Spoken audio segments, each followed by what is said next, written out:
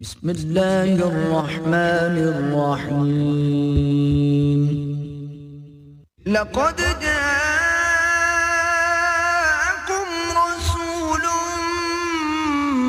من أنفسكم عزيز عليه ما عنتم حريص عليكم بالمؤمنين رؤوف رحيم.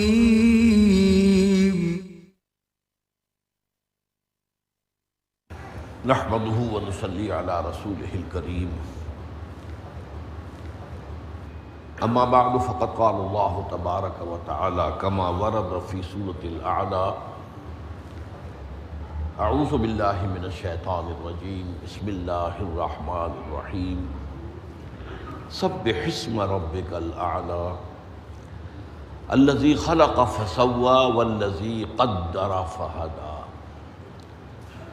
وقال عز وجل كما ورد في سورة الحديد: ما أصاب من مصيبة في الأرض ولا في أنفسكم إلا في كتاب من قبل أن نبرأها إن ذلك على الله يسير لكي لا تعصوا على ما فاتكم ولا تفرحوا بما آتاكم والله لا يحب كل مختال فخور. صدق الله العظيم. وعن ابی عبد الرحمن عبد اللہ بن مسعود رضی اللہ تعالی عنہ قال حدثنا رسول اللہ صلی اللہ علیہ وسلم وهو الصادق المصدوق ان احدکم یجمع خلقه في بطن امه 40 یوما نطفة ثم يكون علقة مثل ذلك ثم يكون مضغة مثل ذلك ثم يرسل إليه الملك فينفخ فيه الروح ويؤمر بأربع كلمات بكتب رزقه وأجله وعمله وشقي أو سعيد. فوالله الذي لا إله غيره إن أحدكم ليعمل بعمل أهل الجنة حتى ما يكون بينه وبينها إلا ذراع فيسبق عليه الكتاب فيعمل بعمل أهل النار فيدخلها وإن أحدكم ليعمل بعمل أهل النار حتى ما يكون بينه وبينها إلا ذراع فيسبق عليه الكتاب فيعمل بعمل أهل الجنة فيدخلها. رواه البخاري رحمه الله. رب اشرح لي صدري ويسر لي امري واحلل عقدة من لساني يفقهوا قولي. اللهم ربنا الهمنا رشدنا واعذنا من شرور انفسنا. اللهم ارنا الحق حقا وارزقنا اتباعه وارنا الباطل باطلا وارزقنا اجتنابه. آمین یا رب العالمین. 40 نبوی کی یہ چوتھی حدیث ہے جس کا مطالعہ ہم نے شروع کیا تھا. اس کے پہلے حصے پر گفتگو ہو بھی چکی ہے. جو انسان کے جو تخلیق کے مراحل ہیں اس حدیث میں وہ مراحل کے جو رحم مادر میں جنین پر گزرتے ہیں ان کا تذکرہ ہے. اس کے ضمن میں پھر میں نے آپ کے سامنے حقیقت انسان کے ضمن میں گفتگو کی.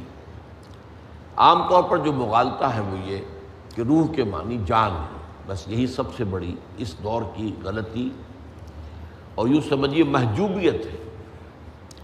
قرآن مجید کے بہت سے جو لطیف حقائق ہیں وہ سمجھ میں آ ہی نہیں سکتے جب عقل پر یہ پردہ پڑا ہوا. روح ایک مستقل علیحدہ تشخص کی حامل شے ہے. وہ جان نہیں ہے. جان کا تعلق جسم سے عالم مادی سے. وہ حیوانات میں بھی ہے یہاں تک کہ آج ہمیں معلوم ہے نباتات میں بھی ہے. یہ جو ہے عالم نباتات یہ بھی زندگی کی ایک شکل ہے. پلانٹ کنگڈم اس میں زندگی ہے. گھاس کا ایک تنکا بھی جب تک کہ وہ اپنی جڑ کے ساتھ جڑا ہوا ہے وہ زندہ ہے. اس کے اندر گروتھ ہے اور یہ گروتھ جو ہے یہ زندگی کی صفت ہے اور علامت ہے. تو حیات اور شے ہے, زندگی اور ہے, روح بالکل دوسری شے ہے. یہ ایک مستقل وجود ہے, ایک علیحدہ تشخص کا حامل. اور یہ کہ یہ ارواح انسانیہ جو ہیں یہ اس عالم مادی کی تخلیق سے بہت پہلے پیدا کی گئی تھی، اور کل کی کل ارواح حضرت آدم کی روح سے لے کر اولاد آدم میں سے جو آخری انسان قیامت سے قبل تک پیدا ہوگا ان سب کی ارواح موجود تھی۔ اسی طرح تمام ملائکہ، یہ ملائکہ اور ارواح انسانیہ ان کا مادہ تخلیق ایک ہی ہے، نور۔ چنانچہ آپ کو معلوم ہے کہ ملائکہ کے بارے میں حدیث نبوی موجود ہے، حضرت عائشہ رضی اللہ تعالی عنہا سے، خلق اللہ ملائکۃ من النور، انسان کو پیدا کیا خاک سے، مٹی سے، جنات کو پیدا کیا نار سے، اور فرشتوں کو پیدا کیا نور سے۔ اسی معنی میں ارواح انسانیہ بھی نور سے پیدا کی گئی۔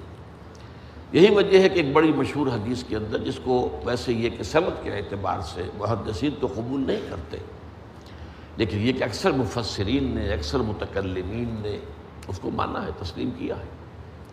ان اول ما خلق اللہ نوری، نوری سے مراد روحی، روح محمدی، وہ نور محمدی ہے جو اس عالم میں، وہ پری بگ بینگ ایرا جو تھا، ابھی بگ بینگ تو بہت بعد میں آئے گا، بگ بینگ سے تو یہ جو میٹیریل کائنات ہے، میٹیریل یونیورس ہے، اس کا آغاز ہوا۔ یہ در حقیقت میٹا فزیکل، یہ میٹیریل سے سپر میٹیریل جو ہے، ارواح انسانیہ اور فرشتے، ان کا تعلق جو ہے وہ عالم مادی سے نہیں، عالم خلق سے نہیں ہے، عالم امر سے۔ اب جیسے کہ ہمیں معلوم ہے سورہ اعراف میں کس قدر اہتمام کے ساتھ فرمایا گیا کہ ہم سب نے عہد کیا تھا اللہ سے ان دنیا میں آنے سے پہلے۔ کس نے کیا تھا؟ میں تو آج سے تقریباً 75 برس قبل جو ہے دنیا میں آیا، میں نے کب عہد کیا؟ وہ عہد سب نے کیا۔ الست بربکم قالوا بلی، وہ کیسے سمجھ میں آئے گا اگر یہ معلوم نہ ہو کہ ارواح سب کی سب پہلے پیدا کر دی گئی تھی اور ان سب سے اللہ نے عہد لیا تھا۔ یہ میثاق ہے، میثاق عہد الست، جو ہم کر کے دنیا میں آئے۔ اس طرح دیکھیے سورہ کہف کے اندر ایک بڑا پیارا جملہ آتا ہے، یوم القیامت کو پھر پوری نوع انسانی کھڑی ہوگی سامنے، اور اس وقت اللہ تعالیٰ فرمائے گا لقد جئتمونا کما خلقناکم اول مرہ، آ گئے ہو نا ہمارے پاس جیسے کہ ہم نے تمہیں پیدا کیا تھا پہلی بار۔ اب کیا سمجھ میں آئے گا کسی شخص کے جو روح کا علیحدہ تشخص نہ مانتا ہو؟ جو تخلیق ہے اول مرہ وہ عالم ارواح میں ہوئی ہے، صورت روح میں، اور تمام روحیں موجود تھیں جب عہد لیا گیا، کما جیسے کہ تمہیں پیدا کیا تھا، آج اسی طرح تم سب کے سب پھر ہمارے حضور میں حاضر ہو۔ یہ تشبیہ جو ہے بے معنی ہو جائے گی اگر یہ بات نہ مانی جائے۔ بہرحال وہ حصہ تو ایک حد تک جو ہے بیان ہو چکا۔ اب آگے چلیے، جو ترجمہ ہے دوبارہ کر لیتے ہیں۔ یقیناً تم میں سے ہر ایک کی کا مادہ تخلیق اس کی ماں کے بطن میں اس طرح تیار ہوتا ہے کہ 40 دن وہ نطفے کی شکل میں ہوتا ہے، پھر اتنا ہی عرصہ وہ علقہ کی شکل میں ہوتا ہے، پھر اتنا ہی عرصہ وہ مضغہ کی شکل میں ہوتا ہے۔ ثم یرسل الیہ الملک، پھر بھیجا جاتا ہے اس کی طرف فرشتے کو، فینفخ فی الروح، تو اس میں روح پھونک دیتا ہے۔ وہ روح جو اس وقت پیدا کی گئی تھی ایک خاص اسٹور ہاؤس کے اندر، اسے آپ کولڈ سٹوریج کہہ لیں، اس میں اس کو سلا دیا گیا تھا، وہاں سے اس کی معین روح جو ہے لا کر پھونک دی جاتی ہے۔ اس کے بعد اگلا حصہ جو ہے اس کا تعلق ہے ایمان بالقدر سے، تقدیر پر ایمان۔ اور یہ جان لیجئے کہ یہ دین کے اور فلسفہ اور حکمت دین کے مشکل ترین موضوعات میں سے مشکل ترین۔ پہلے ترجمہ کر لیجئے پھر اس کے بارے میں گفتگو ہوگی۔ وَيُؤْمَرُ بِأَرْبَعِ كَلِمَاتٍ، اس فرشتے کو ساتھ ہی حکم ملتا ہے 4 باتیں بھی لکھ دے۔ بِكَتْبِ رِزْقِهِ، یہ لکھ دے کہ اس کا رزق کتنا ہوگا دنیا میں، وَأَجَلِهِ، اور یہ بھی لکھ دے کہ اس کی عمر کتنی ہوگی، وَعَمَلِهِ، اور یہ بھی لکھ دے کہ اس کے اعمال کیسے ہوں گے، وَشَقِيٌّ وَسَعِيدٌ، اور یہ بھی لکھ دے کہ یہ بدبخت ہوگا، بد نصیب ہوگا، بدقسمت ہوگا یا سعید ہوگا۔ خوش قسمت ہوگا۔ فواللہ الذی لا الہ غیرہ، تو قسم ہے اس اللہ کی جس کے سوا کوئی خدا نہیں ہے، کوئی الہ نہیں ہے۔ ان احدکم لیعمل بعمل اہل الجنۃ، تم میں سے کوئی شخص عمل کرتا رہتا ہے جنت والوں کے سے اعمال، حتی ما یکون بینہ و بینہ الا ذراع، یہاں تک کہ اس کے اور جنت کے درمیان ایک ہاتھ کا فاصلہ رہ جاتا ہے۔ فیسبق علیہ الکتاب، تو وہ جو اس کتاب میں لکھا گیا تھا، جو تحریر لکھی گئی تھی پہلے سے، وہ غالب آ جاتی ہے۔ فیعمل بعمل اہل النار، تو وہ جہنمیوں کے سے عمل شروع کر دیتا ہے۔ فیدخلھا، تو اس میں داخل ہو جاتا ہے۔ اس کے برعکس وَإِنَّ أَحَدَكُمْ لَيَعْمَلُ بِعَمَلِ أَهْلِ النَّارِ، اور ایسا بھی ہوتا ہے کہ تم میں سے کوئی جہنمیوں کے سے عمل کرتا رہے حتی ما یکون بینہ و بینہا الا ذراع، یہاں تک کہ اس کے اور جہنم کے درمیان ایک ہاتھ سے زیادہ کا فاصلہ نہ رہے۔ فیسبق علیہ الکتاب، پھر اس کے اوپر وہ لکھا ہوا جو ہے، ہم عام زبان میں کہیں گے تقدیر کا لکھا، وہ غالب آ جاتا ہے۔ وہ جو اس وقت لکھ دیا گیا تھا وہ غالب آ جاتا ہے۔ فیعمل بعمل اہل الجنہ، تو اب وہ اہل جنت کے سے عمل شروع کر دیتا ہے۔ فیدخلھا، اور اس میں داخل ہو جاتا ہے۔ یہ جو روایت ہے، اس کا جو متن ہم نے ابھی پڑھا ہے، یہ صحیح بخاری سے ہے۔ یہی حدیث ایک اس کی روایت، ایک ورشن، یہ متفق علیہ بھی ہے، بخاری اور مسلم دونوں پر کا جس پر اتفاق ہے۔ جیسے ہم نے دیکھا تھا حدیث جبرائیل کے کتنے ہی متن تھے، اور جو متن ہم نے پڑھا تھا اس 40 نبوی میں وہ حضرت عمر سے مروی تھا، اس کے علاوہ حضرت ابو ہریرہ سے، حضرت عبداللہ ابن عباس سے، حضرت عبداللہ ابن عمر سے مروی تھی۔ وہاں بھی ہم نے ترتیب کا ایک فرق دیکھا تھا۔ حضرت عمر کی روایت میں حضرت جبرائیل کا پہلا سوال یہ تھا کہ اخبرنی عن الاسلام، پھر دوسرا سوال یہ تھا کہ اخبرنی عن الایمان، لیکن ایک دوسری روایت میں ترتیب الٹی تھی کہ پہلا سوال اخبرنی عن الایمان، اور دوسرا سوال اخبرنی عن الاسلام۔ تو یہ میں نے بہت ابتدا میں آپ سے کہہ دیا تھا کہ احادیث کے معاملے میں یہ بات جان لینی چاہیے کہ اتنا تھوڑا سا فرق ہو جانا جو ہے وہ بعید نہیں ہے، اس لیے کہ احادیث قرآن مجید کی طرح لفظاً محفوظ نہیں ہے۔ لفظاً محفوظ جو ہے قرآن ہے، یہ معناً محفوظ ہیں، لیکن یہ کہ لفظاً نہیں ہے۔ ظاہر بات ہے کہ اس میں انسان کی صلاحیت کو وہ دخل ہے، اس لیے کہ میں نے جو بات ابھی کہی، تھوڑی دیر کے بعد اگر آپ جو ہیں اپنے نوٹس جو ہے کہیں کمپیئر کریں گے کہ کیا کہا تھا ڈاکٹر صاحب نے، تو آپ کے مابین اختلاف ہو جائے گا۔ بات بنیادی طور پر تو سب کی سمجھ میں آ گئی ہوگی، لیکن جب آپ اس کو تعبیر کریں گے تو اس میں فرق ہو جائے گا۔ تو اس حد تک فرق جو ہے ہو جانا کوئی بعید نہیں ہے، اور ہمارے لیے کوئی تشویش کا موجود نہیں ہے۔ نمبر 2 یہ کہ اس حدیث کا اور بھی جو ہے وہ متن ہے، وہ بعد میں جو ہے وہ ہم دیکھیں گے۔ اب اصل میں سمجھیے کہ مسئلہ اس میں ہے کیا۔ دیکھیے ایمان بالقدر جو ہے وہ جیسا کہ میں نے عرض کیا کہ مشکل ترین مسائل میں سے، یہاں تک کہ میں نے 3 باتیں یہاں لکھی ہوئی ہیں، یہ سمجھ میں تو آ سکتا ہے، بیان میں نہیں ہوتا، اور اگر بحث ہو جائے تو الجھ جاتا ہے۔ یہ 3 جملے یاد رکھیے، اس لیے کہ اگر سمجھ میں نہ آئے تو پھر یہ ہمارے ایمانیات میں شامل نہیں ہونا چاہیے، پھر تو یہ تکلیف مالا یطاق ہو جائے گی کہ جس چیز کو سمجھنے کی ہمارے اندر استطاعت ہی نہیں ہے، اس کو ماننے کا ہمیں کیوں حکم دیا گیا۔ ایک ہے کسی چیز کی تفصیل، اللہ کی ذات و صفات کی تفاصیل، اللہ کی ذات کیسی وہ ہماری سمجھ سے بالا تر ہے، لیکن اس کے بارے میں تو ہمیں سوچنے سے بھی روک دیا گیا۔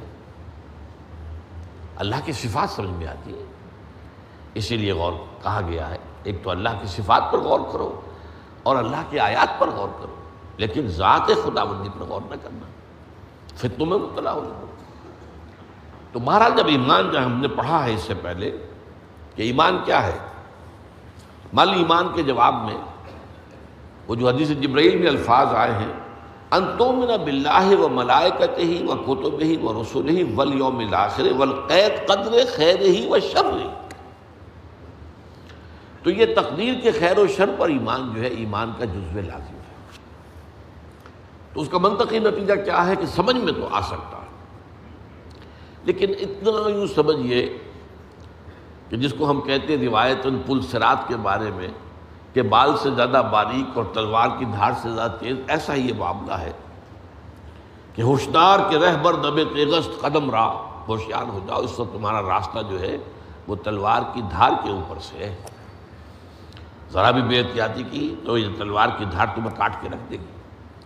تو اس اعتبار سے بیان کی کوشش جب ہم کرتے ہیں تو اس کے اندر ادھر ادھر پھسل جانا اس کا امکان ہوتا ہے. خاص طور پر اگر بحث میں پڑ گئے تو پھر یہ چیز جو ہے بہت بڑے فتنے کی شکل اختیار کر لیتی. چنانچہ اس کی میں حدیث آپ کو پہلے سنا دوں. عن ابی ہریرہ رضی اللہ تعالی عنہ قال خرج علینا رسول اللہ صلی اللہ علیہ وسلم. حضرت ابو ہریرہ سے روایت ہے کہ ایک روز حضور صلی اللہ علیہ وسلم برآمد ہوئے اپنے حجرے سے، ہمارے طرف تشریف لائے. وَنَحْنُ نَتَنَازَعُ فِي الْقَدْرِ، اور اس وقت ہم تقدیر کے بارے میں جھگڑ رہے تھے. وہی نزاع، بحث مباحثہ.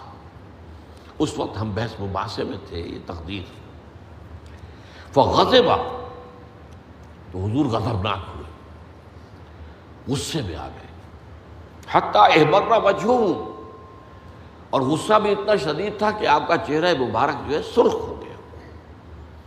کانما فقع فی وجنتہ حب الرمان، ایسے لگا جیسے کہ آپ کے گالوں پر جو انار کا رس ہے وہ ٹپکا دیا گیا.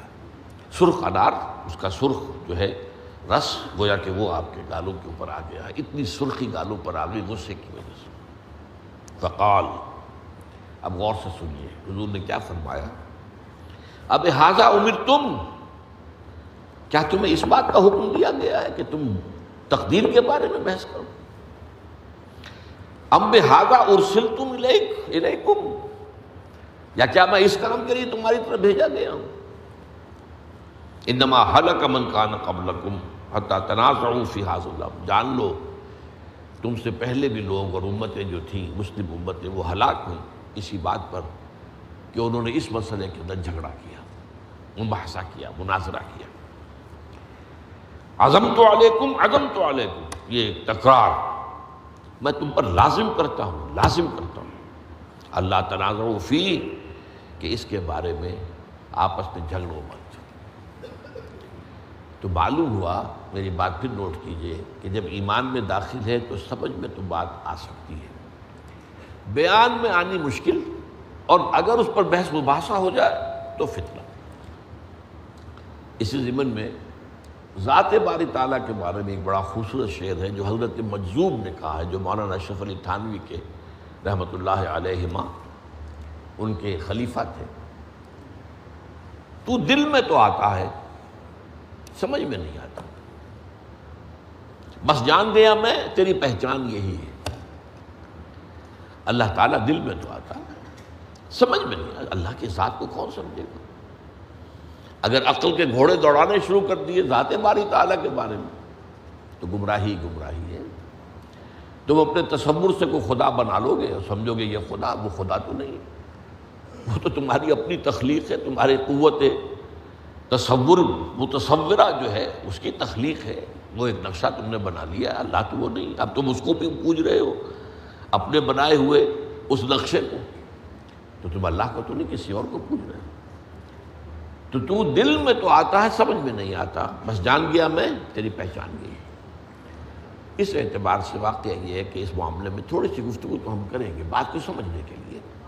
اللہ کرے کہ مجھے بھی بیان میں اللہ تعالیٰ کی طرف سے توفیق میسر ہو جائے کہ کہیں کوئی لفظ ادھر سے ادھر نہ ہو جائے اور بات جو ہے وہ متوازن سامنے آ جائے، اور آپ کا بھی انشراح صدر اور آپ کو انشراح ذہن بھی اس میں حاصل ہو جائے. میں نے جو آج آیات پڑھی ہیں ان کو بھی پہلے نوٹ کر لیجئے. سبح اسم ربک الاعلی الذی خلق فسوی والذی قدر فہدی. تسبیح کرو اپنے اس رب کے نام کی جو بلند و بالا ہے، اعلیٰ ہے، سب سے اونچا ہے، ارفع، جس نے پیدا کیا اور پھر نوک پلک سنوار دی۔ یہ تخلیق اور تصفیہ، یہ دو مراحل ہیں جس کو کہ آپ آسانی سے سمجھ سکیں گے کہ ایک ہے کسی بلڈنگ کی کا اسٹرکچر کھڑا ہو گیا، یہ تخلیق تو ہو گئی، اسٹرکچر بن گیا، اب اس کی فنیشنگ ہو رہی ہے، اس میں آرکیٹیکچرل ٹچز دیے جا رہے ہیں، اس کو تزئین ہو رہی ہے، اس کو خوبصورت بنایا جا رہا ہے، یہ تصفیہ ہے۔ تو خلق کا فسوا، تخلیق بھی اللہ نے فرمائی اور تصفیہ بھی فرمایا۔ والذی قدر فہدی، اور وہ کہ جس نے پہلے تقدیر معین کی پھر ہدایت دی۔ اب یہ ٹکڑا ہے جو بہت اہم ہے، قدر۔ اصل میں اس لفظ کو سمجھیے، قدر کسے کہتے ہیں؟ قدر ہی سے ایک لفظ قدرت بنتا ہے، طاقت، اختیار۔ قدر کے لفظی معنی ہے کسی شے کی قدر و قیمت، جو ہم کہتے ہیں قدر و قیمت۔ جب یہ بطور فعل آئے گا تو اس کے کیا معنی ہے؟ ٹو ایویلویٹ، کسی شے کی قدر و قیمت کا تعین کرنا، ٹو ایویلویٹ۔ اور بار قرآن مجید میں ایک سے زائد مرتبہ ہے، ما قدر اللہ حق قدرہ، یہ اندازہ نہ کر سکے، قدر نہ کر سکے اللہ کی جیسے کہ اس کے قدر کا حق تھا۔ اب ہم یہ تو کہہ دیں گے علی کل شیء قدیر ہے، وہ کتنا قدیر ہے، کیسے ممکن ہے ہمارے لیے؟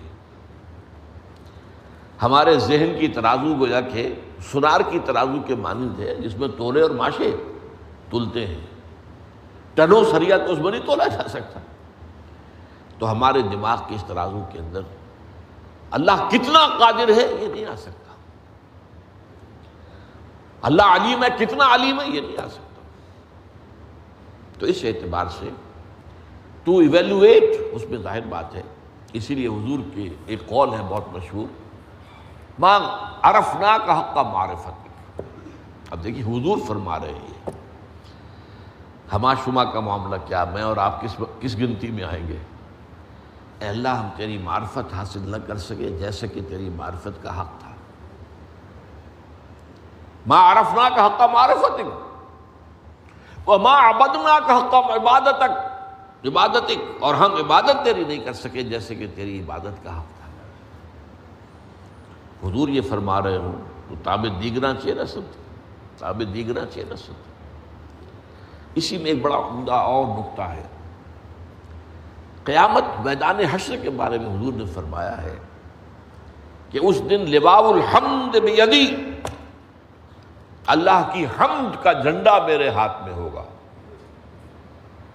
حضور کا نام ہی محمد ہے، احمد ہے، حامد بھی ہے، محمود بھی ہے، سارا یہ حمد کے گرد ہی گھومتا ہے معاملہ۔ تو اس اعتبار سے قیامت کے دن دربار خداوندی، اب وہ دربار کیا ہوگا ہم کچھ سمجھ تو نہیں سکتے۔ اس محفل میں دربار خداوندی میں اللہ کی حمد ہوگی، ثنا ہوگی، میں کروں گا۔ اس روز جو حمد میں کروں گا وہ آج نہیں کر سکتا۔ اس جملے پہ غور کیجیے، کیونکہ آپ کسی شے کی تعریف کریں گے تو وہ آپ اس شے کی حقیقت کی جتنی معرفت آپ کو حاصل ہو گئی اتنی ہی تو کریں گے نا۔ آپ کی جو انڈرسٹینڈنگ ہے اس سے آگے تو نہیں جا سکتے۔ تو گویا کہ حضور کے سامنے بھی حضور بھی فرما رہے ہیں کہ جو معرفت رب اس وقت مجھے حاصل ہوگی وہ آج حاصل نہیں، جو حمد میں اس روز اللہ کی کروں گا وہ میں آج نہیں کر سکتا۔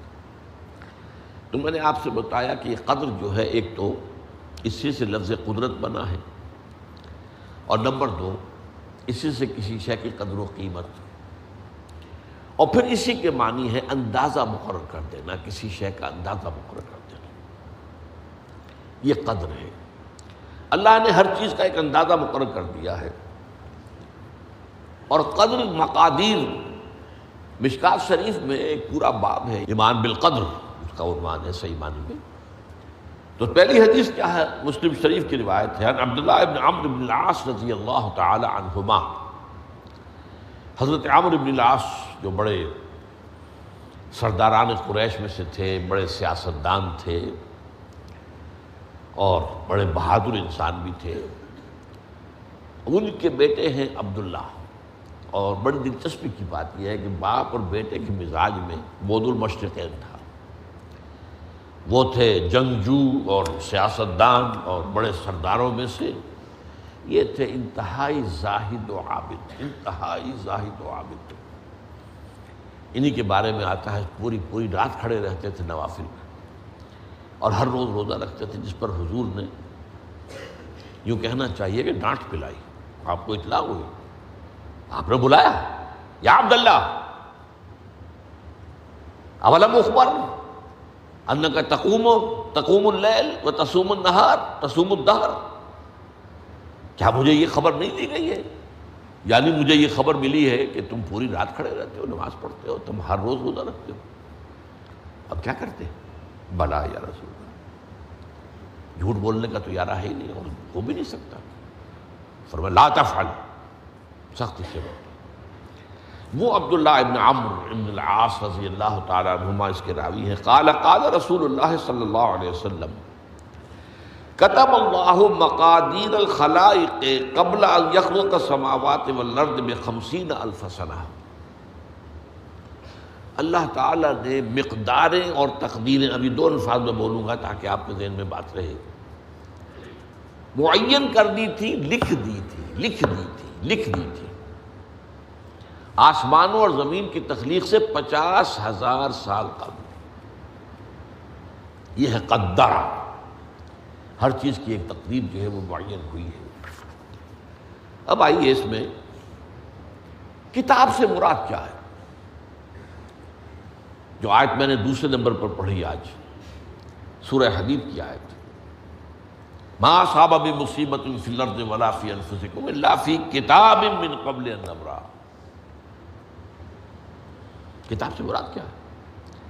نہیں پڑتی تم پر کوئی مصیبت، کوئی تکلیف، نہ زمین میں نہ تمہاری جانوں میں. زمین میں سیلاب کا آ جانا، زلزلے کا آ جانا، کوئی اور اس طرح کی عمومی ہلاکت کا آ جانا، عمومی تکلیف کا آ جانا. تمہاری جان میں اچانک جو ہے تشخیص ہو گیا کینسر ہے، اچھے بنے تھے، ٹھیک ٹھاک چل رہے تھے، کوئی معمولی سی تکلیف ہوئی، انویسٹیگیشن کیا تو معلوم ہوا تو کینسر ہے اور وہ کافی بڑھ چکا ہے. لیکن جو شے بھی آتی ہے، چاہے تمہاری جان پر آئے چاہے زمین پر آئے، وہ ایک کتاب میں لکھی ہوئی موجود ہے اس سے پہلے کہ ہم اسے ظاہر کریں. یہ تمہیں مشکل نظر آئے گا، ان ذالک علی اللہ یسیر، یہ اللہ پر بہت آسان ہے، بہت آسان. اللہ کا علم کامل ہے. تو معلوم ایک بات جان لیجئے کہ حقیقت کتاب سے مراد اللہ کا علم قدیم ہے.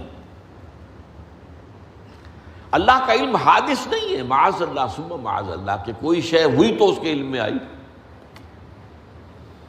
یہ ہمارے ہاں بعض گمراہ فرقوں کا عقیدہ ہے، اسے بدع کہتے ہیں کہ اللہ کے علم میں بدع بھی ہے، یعنی کسی واقعے کے ظہور کے بعد اس پر کسی شے کا منکشف ہونا. معاذ اللہ ثم معاذ اللہ، یہ شان خداوندی سے بہت بڑی ہے. وہ تو عالم ما کان و ما یکون ہے، جو بھی کچھ تھا اور رہا ہے آج تک ہمیشہ سے ہے، اور جو بھی کچھ ہوگا وہ سب اس کے علم میں آنے واحد میں موجود ہے. آنے واحد، یہ آنے واحد کے لفظ کو اچھی طرح سمجھ لیجیے. مجھے سب سے پہلے تجربہ ہوا تھا، یہ سن میرا خیال ہے کہ 67-68 کی بات ہے. میں نے پہلا ہفائی سفر کیا تھا لاہور سے کراچی. اس وقت فوکر چلتا تھا، فوکر فرینڈشپ، چھوٹا جہاز کے چڑیا والا، اور کرایہ 90 روپے تھا نائٹ کوچ کا. آج آپ تصور کیجیے. تو میں چونکہ مجھے جغرافی سے دلچسپی ہے اور فوکر زیادہ اونچا نہیں ہوتا، تو میں دیکھتا جا رہا تھا کھڑکی سے، اس وقت ہم کہاں پہنچ گئے، اب کہاں پہنچ گئے، اب جو روشنیاں نظر آ رہی ہیں کس شہر کی ہیں. یہ اکاڑے کی آ گئی، یہ ساہیوال کی آ گئی، یہ آگے اور آگے آئیں. ایک دم میں نے دیکھا کہ 3 شہروں کی روشنیاں بیک وقت دیکھ رہا ہوں. لودھرا، بہاولپور، سماسٹا. مجھے خیال آیا کہ جب میں ٹرین سے سفر کرتا ہوں، کراچی جاتا ہوں، تو لودھنا پہنچتا ہوں تو میں سمجھتا ہوں کہ ابھی بھاولپور آدھا گھنٹے بعد آئے گا، وہ مستقبل کی شے ہے میرے لیے۔ بھاولپور پہنچتا ہوں تو لودھنا میرے لیے ماضی کی بات بن جاتی ہے، آدھے گھنٹے پہلے لودھنا آیا تھا، اور آدھے گھنٹے کے بعد جو ہے سمرسٹا آئے گا، وہ میرے لیے مستقبل بن گیا، لودھنا ماضی بن گیا۔ لیکن اس بلندی پر میں بیک وقت دیکھ رہا ہوں لودھنا کو بھی اور بہاولپور کو بھی اور سمرسٹا کو۔ یہ معاملہ جو ہے اس کو 1 ملین بلین سے ضرب دے لیجئے، اللہ تعالیٰ اس بلند مقام سے دیکھ رہا ہے جہاں اس کے مشاہدے میں، اس کے علم میں ماضی اور مستقبل کا کوئی سوال ہی نہیں۔ آنے واحد، آنے واحد، آنے واحد۔ تو یہ در حقیقت کتاب جسے کہا گیا قرآن مجید میں بار بار بہت جگہوں پر آیا ہے، تو یہ کتاب جو ہے در حقیقت اللہ تعالیٰ کا علم قدیم، اس میں سب کچھ موجود ہے، ہمیشہ سے موجود ہے، لکھا ہوا موجود ہے، اور کوئی غلط نہیں ہو سکتا۔ آگے چل کر گفتگو ہوگی اصل میں بعد میں کہ تقدیر کے جو عام عقیدے میں ہم تقدیر کہتے ہیں اس کے 2 پہلو ہیں۔ ایک پہلو ہے ما اصاب علی الانسان، جو کچھ انسان پر آتا ہے مصیبت، جیسے ابھی آیت میں نے پڑھی ما اصاب من مصیبت فی الارض ولا فی انفسکم۔ ہم ہر وقت زد میں ہیں، کوئی تکلیف آ گئی، کوئی مصیبت آ گئی، کوئی بیماری آ گئی، کوئی حادثہ ہو گیا، کوئی بچہ فوت ہو گیا، کوئی عزیز جو ہے وہ فوت ہو گیا، یہ ہر وقت حوادث ہیں۔ تو جو بھی کچھ پیش آتا ہے وہ علم خداوندی میں ہمیشہ سے تھا۔ یہی وجہ ہے کہ ایک اور حدیث ہے ابن الدیلمی سے، لمبی حدیث ہے وہ، لیکن اس کے اندر جو آخری ٹکڑا ہے وَتَعْلَمَ، یعنی انسان کے نجات کے لیے لازم ہے کہ یہ بات بھی تم جان لو انما اصابک لم یکن لیخطئک وانما اخطأک لم یکن لیصیبک ولو مت علی غیر ھذا، اگر تم اس کے سوا کسی صورت پر ہوگے تو جہنم میں داخل ہو جاؤ گے، لدخلت النار۔ یہ جان لو کہ جو چیز تم پر آئی وہ آنی ہی آنی تھی۔ دیکھیے ہوتا کیا ہے، کاش کہ میں اگر یوں کر لیتا تو یہ نہ ہوتا، بس یہی ایمان بالقدر کے منافی ہے۔ جو ہوا ہے وہ اللہ تعالیٰ کے ہاں تو پہلے سے طے تھا، ہونا ہی تھا۔ تمہاری کوئی تدبیر، کاش کہ میں اس وقت یہ کر لیتا، یہ لو، اسی لیے ایک حدیث میں الفاظ آئے ہیں ان کلمۃ لو تفتح عمل الشیطان، اس لو سے، کاش، اس سے شیطانی عمل شروع ہو جاتا، کاش کہ یہ ہو جاتا، کاش میں یہ نہ کرتا، کاش کہ ہو جاتا، تو یہ نہیں۔ تعلم انما اصابک لم یکن لیخطئک، تو جان لے اس بات کو کہ جو چیز تم پر آئی ہے وہ ہرگز ٹلنے والی نہیں تھی۔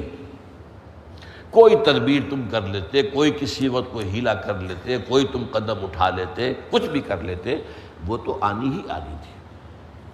وما انما اخطاک، جو چیز تم سے چھوٹ گئی، رہ گئی، نہیں ملی۔ ایک ویکنسی ایڈورٹائز ہوئی تھی، آپ نے بھی درخواست دی تھی، آپ کو نہیں ملی، اب آپ کہو ہو کاش کہ میں نے فلاں سے سفارش کرا لی ہوتی، بس گئے۔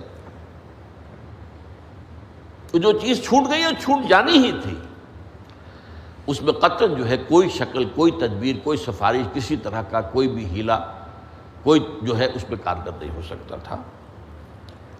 لم یکن لیصیبک ومت علی غیر ذالک، اگر تو اس کے سوا کسی کیفیت پر تیری موت واقع ہوئی، اگر یہ یقین نہیں ہے، یہ ہے تقدیر کا وہ مفہوم کہ جس کا تعلق ہے علامہ اصاب الانسان، جو انسان کے اوپر وارد ہو رہا ہے، اس کے ضمن میں تقدیر کا مفہوم کیا ہے کہ جو ہوا ہے وہ تو ہونا ہی تھا، اس میں تو کسی شک و شبے کی گنجائش نہیں، بالکل قطع اللہ تعالیٰ کا فیصلہ ہے۔ البتہ در حقیقت ایک دوسرا پہلو ہے، ما یفعل الانسان، وہ جو انسان کرتا ہے۔ یہاں آ کر یہ تقدیر کا مسئلہ بہت ٹیڑھا ہو جاتا ہے۔ آیا میرے اندر کوئی اختیار بھی ہے کہ نہیں؟ Do I have any free choice؟ یا ہر شخص پہلے سے طے ہے؟ تقدیر کا ایک عام مفہوم یہ ہے، اور اس مفہوم میں بھی بعض روایات بھی ہیں جو اس کی تائید کرتی ہیں کہ ہر چیز پہلے سے طے ہے، لکھی ہوئی ہے۔ اور یہ جو حدیث ہم نے ابھی پڑھی ہے یہ گویا کہ اس کی ایک مثال ہے کہ وہ جو لکھ دیا گیا تھا، فرشتے نے لکھ دیا تھا، رحم مادر میں لکھ دیا تھا، شقی و سعید، یہ بدبخت ہے یا سعادت مند ہے۔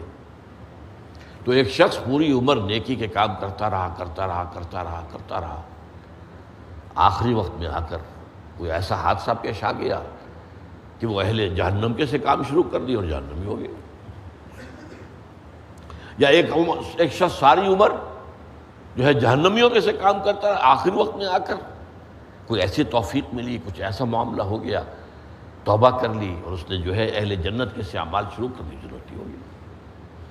تو یہ جو ہے علامہ سابق کا علیحدہ بات ہے، اور علامہ یفعل الانسان، انسان کیا کرتا ہے اس میں اس کی قدرت کتنی ہے۔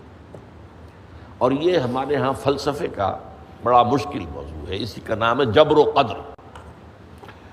ہمارے اسلاف میں بھی کچھ لوگ ایسے ہیں متکلمین میں سے، دیکھیے ہمارے ہاں ایک وہ لوگ ہیں کہ جو اس پر قناعت کرتے ہیں کہ جو اللہ نے کہہ دیا اور رسول نے کہہ دیا، اس سے آگے ہم مین میخ نہیں نکالیں گے، وہ محفوظ راستے پر ہوتے ہیں۔ لیکن بہرحال انسان کو اللہ نے ایک عقل بھی دی ہے، اور یہ عقل سوالات اٹھاتی ہے،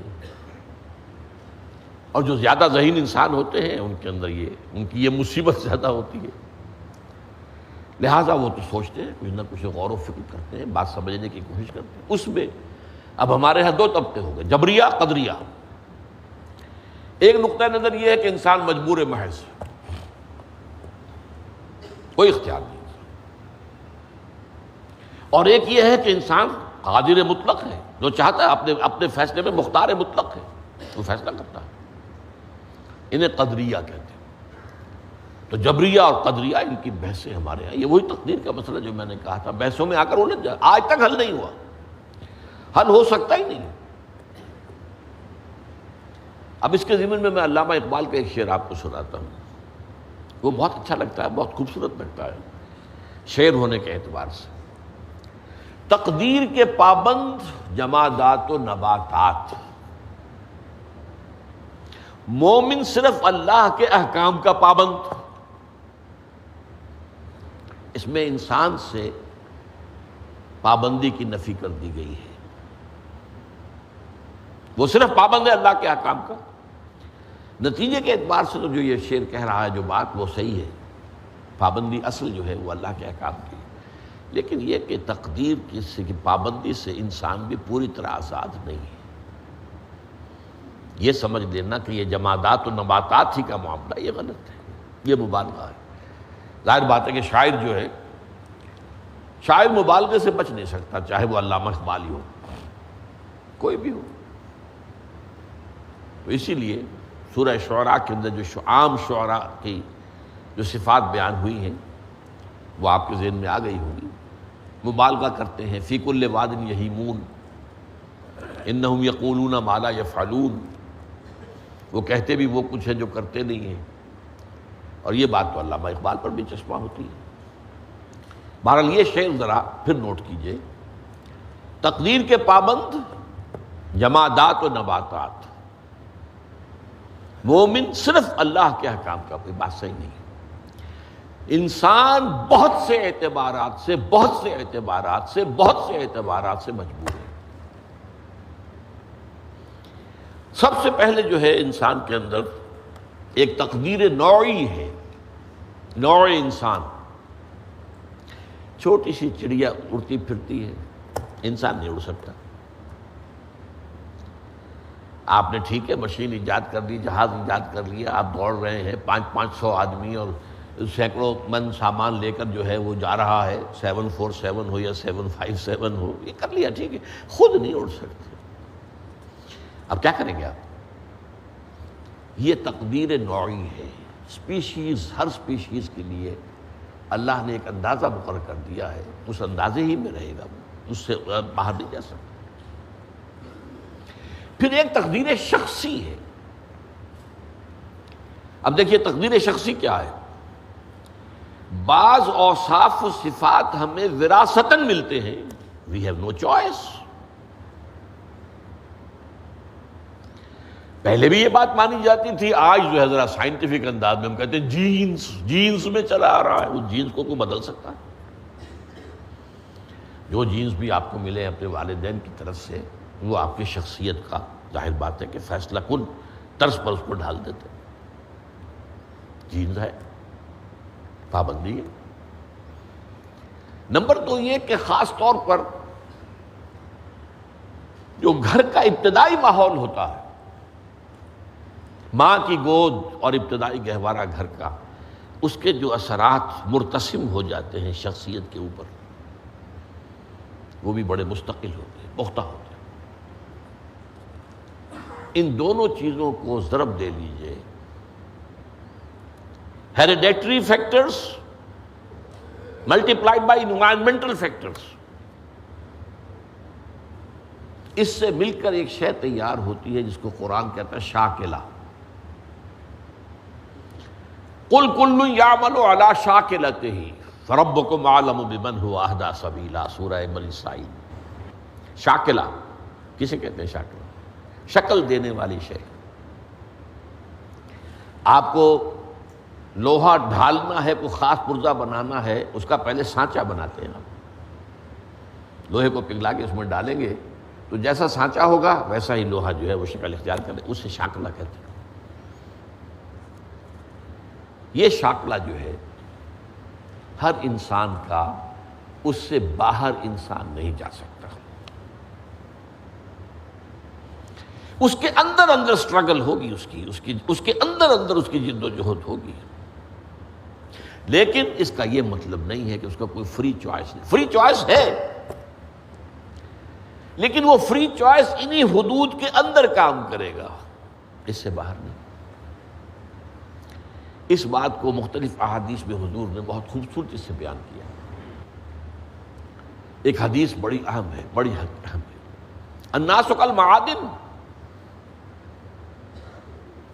انسانوں کی مثال بھی معدنیات کیسی ہے. اب سونے کی معدنیات میں سے سونے کی جو اور ہے، اب پتہ نہیں اردو میں مجھے معلوم نہیں اور کا ترجمہ کیا کرتے ہیں عام طور پر، لیکن جانتے ہیں اور وہ کچی دھات جس سے کو صاف کر دیتے ہیں تو پھر وہ دھات جو ہے خالص شکل میں سامنے آ جاتی ہے. سونے کی اور سے سونا بنے گا، چاندی کی اور سے چاندی بنے گی، سونا تو نہیں بن سکتا. جتنا چاہے صاف کر لیں،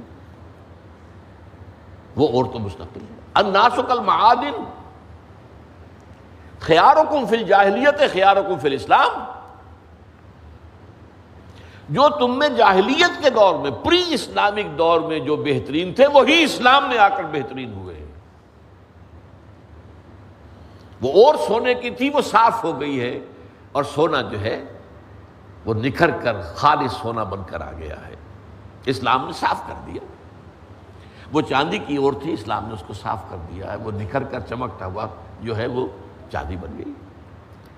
لیکن یہ کہ اذا فقہوا، البتہ پھر اس میں ایک اضافہ کیا حضور نے، جبکہ ان کے اندر دین کا فہم داخل ہو جائے تو یہ کہ جو بہترین پہلے تھے وہی بہترین اب ہوں گے. اسلام لانے سے پہلے بھی بہترین ابو بکر تھے، اسلام لانے کے بعد بھی بہترین ابو بکر. حضور پر وحی سے پہلے بھی بہترین خاتون خدیجۃ الکبریٰ تھی، ایمان لانے کے بعد بھی بہترین خاتون خدیجۃ الکبریٰ. اور دوسری حدیث سنیے، عن ابی الدرداء رضی اللہ تعالی عنہ قال بینما نحن عند رسول اللہ صلی اللہ علیہ وسلم، اسی حال میں کہ ہم ایک روز ہم حضور کے پاس تھے، نتذاکرون ما یکون، اور ہم ذرا سوچ رہے تھے کیا کیا کچھ پیش آنے والا ہے دنیا میں. اذ قال رسول اللہ صلی اللہ علیہ وسلم، جبکہ حضور نے ہم سے ایک بات کہی، بڑی غور سے سنیے. اذا سمعتم بجبل ان زال عن مکانہ فصدقوہ، اگر تم یہ سنو کہ کوئی پہاڑ اپنی جگہ سے ٹل گیا تو مان لینا. وَإِذَا سَمِعْتُمْ بِرَجُلٍ تَغَيَّرَ عَنْ خَلْقِهِ فَلَا تُصَدِّقُوهُ، اور اگر تم سنو کہ کوئی شخص جو ہے وہ اپنی سرشت سے، اپنی جبلت سے بدل گیا تو کبھی نہ مانو۔ یہ شاکلہ ہے، یہ پابندی تو ہے، البتہ اس پابندی میں اس کو آپ شاکلہ کو سرشت کہہ لیں، فارسی میں سرشت کہتے ہیں اس کو، اس کی سرشت، نیک سرشت، نیک تینت، بد تینت، یہ تین مٹی، گویا کہ جس مٹی سے یہ بنا ہے وہ نیک تھی یا بد تھی، نہ نیک تینت بد تینت، سرشت، اس کی سرشت میں برائی۔ اسی کو ایک اور حدیث میں کہا گیا جبل علیہ، جبلت، جبلت، خلق۔ تو یہ چیز پابندی کی ہے، البتہ یہ مسئلہ آج جو ہے پوری گفتگو نہیں ہو سکی ہے ہمیں، پر اسے ابھی ملتوی کرنا ہوگا۔ اللہ تعالی ہمیں دین کے حقائق کو سمجھنے کی توفیق عطا فرمائے، اور سب سے بڑھ کر یہ ہے کہ دین پر عمل کی اور دین کے تقاضوں کو پورا کرنے کی ہمت عطا فرمائے۔ اقول قولی ھذا واستغفر اللہ لی ولکم ولسائر المسلمین والمسلمات۔